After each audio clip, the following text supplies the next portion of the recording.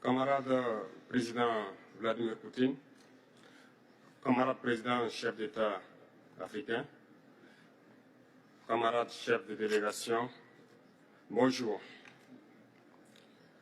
C'est un honneur pour moi ce matin donc de prendre la parole ici et de vous passer donc le salut fraternel du peuple du pays des hommes intègres.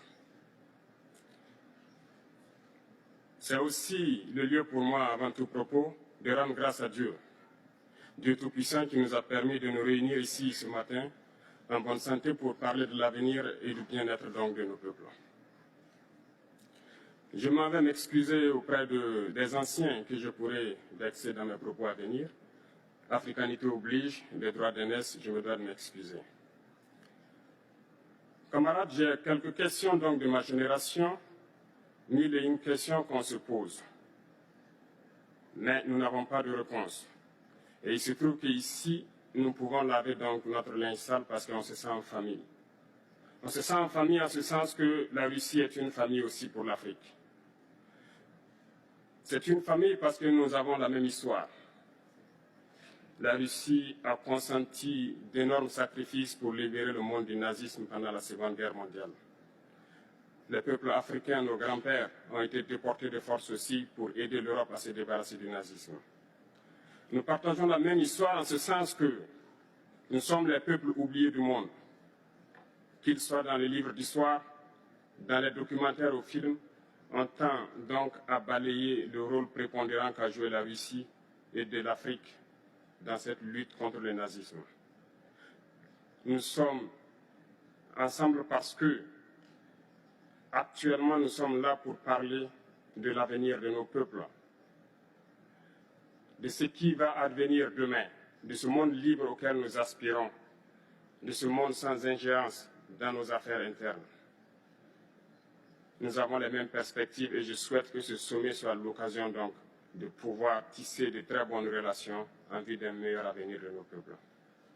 Les questions que mes générations se posent sont les suivantes, si je peux me résumer, c'est de ne pas comprendre comment l'Afrique, avec tant de richesses sur notre sol, avec une nature généreuse, de l'eau, du soleil en abondance, l'Afrique est aujourd'hui le continent le plus pauvre. L'Afrique est un continent affamé. Et comment se fait-il que les chefs d'État traversent donc le monde à mendier? Voici des questions que nous nous posons et que nous n'avons pas de réponse jusque-là. Nous avons l'occasion de tisser de nouvelles relations. Et j'espère que ces relations puissent être les meilleures pour donner un meilleur avenir à nos peuples. Ma génération me charge aussi de dire que, par ce fait de pauvreté, ils sont obligés de traverser l'océan pour essayer de rallier l'Europe. Ils meurent dans l'océan.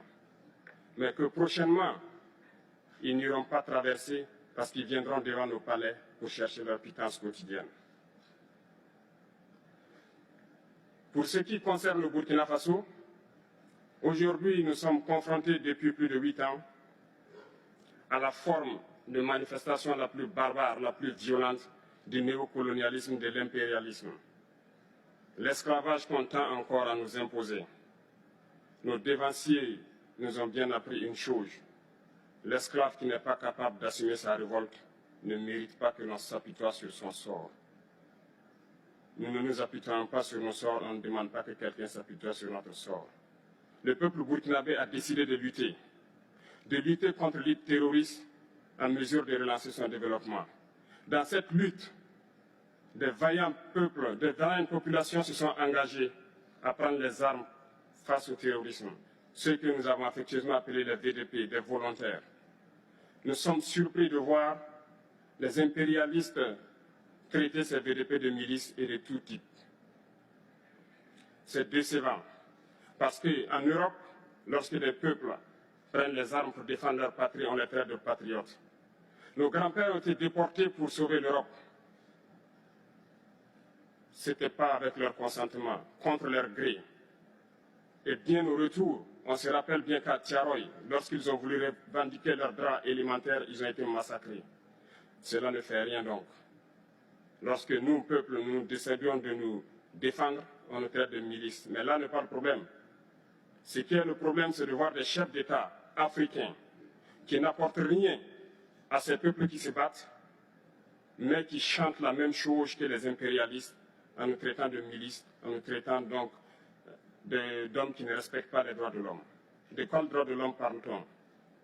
Nous nous offusquons contre cela et c'est honteux. Il faut que nous, chefs d'État africains, nous arrêtons de nous comporter donc en marionnettes qui dansent à chaque fois que les impérialistes tirent sur les ficelles. Hier, le président Vladimir Poutine a annoncé donc l'envoi des céréales en Afrique. Nous sommes bien contents. Nous lui disons merci pour cela. Mais aussi, c'est un message passé à nous, chefs d'État africains, parce qu'au prochain forum, nous ne devrons pas venir ici sans avoir assuré, pour ceux qui ne connaissent pas la guerre, l'autosuffisance alimentaire de nos peuples. Nous devons prendre l'expérience de ceux qui ont pu déjà atteindre cela en Afrique, tisser de bonnes relations ici et tisser de meilleures relations avec la Fédération de Russie pour pouvoir assouvir les besoins de nos populations. Je ne serai pas peut-être long, le temps imparti est très court. Nous sommes obligés de nous arrêter à un moment donné. Mais je voudrais terminer en disant que nous devons donc rendre hommage à nos peuples qui se battent. Gloire à nos peuples, dignité à nos peuples, victoire à nos peuples. La patrie ou la mort, nous vaincrons. Merci, camarades.